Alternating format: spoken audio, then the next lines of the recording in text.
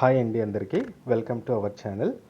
ఈ రెసిపీలో మనము ఎంతో రుచికరమైన పిల్లలు ఎంతగానో ఇష్టపడే వెజ్ పాకెట్స్ ఎలా తయారు చేసుకోవాలో చూద్దాం.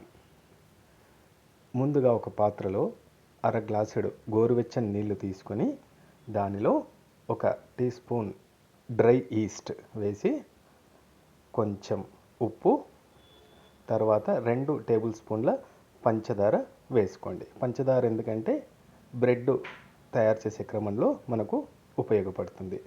తర్వాత ఒక కప్పు నిండా గోధుమ పిండి తీసుకొని కలపండి. ఈ మిశ్రమాన్ని ఒక 2 టేబుల్ స్పూన్ల నూనె వేసి మెత్తగా ఒక ఉండలాగా అయ్యేటట్టు చక్కగా కలుపుకోవాలి. ఎంత మెత్తగా ఉండ చేసి పెట్టుకుంటే బ్రెడ్ అనేది అంత మృదువుగా వస్తుందన్నమాట. ఇలా కలిపి పెట్టుకొని ఒక గంట సేపు అలా ఉంచితే పిండి డబల్ అవుతుంది. తర్వాత పచ్చి బఠానీలు మిక్సర్ గ్రైండర్లో బరకగా ఒక రౌండ్ వేసుకొని పక్కన పెట్టుకోండి. ఒక కళాయిలో 2 టేబుల్ స్పూన్ల నూనె వేసుకొని దానిలో సన్నగా తరిగి ఉంచుకున్న వెల్లుల్లిపాయలు, తర్వాత ఉల్లిపాయ ముక్కలు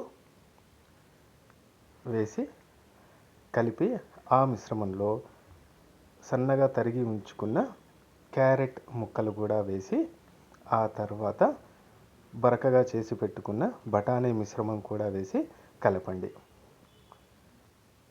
దీనికి తగినంత ఉప్పు, కారపొడి, ధనియాల పొడి, పావు బాజీ మసాలా, ఆమ్చూర్ మన మామిడికాయ ఒగురు ఉంటుంది కదండి, అది కూడా వేసి కలపండి. సో దట్ ఏంటంటే చక్కటి ఎంతో రుచికరమైన ఆరోగ్యకరమైన స్టఫింగ్ అనేది మనకు రెడీ అయిపోయింది.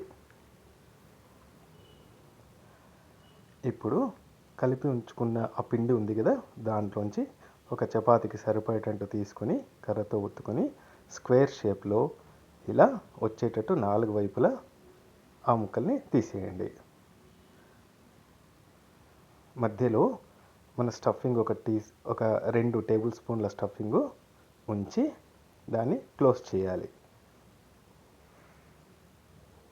చేస్తే ఒక ట్రయాంగిల్ షేప్లోకి వస్తుందన్నమాట.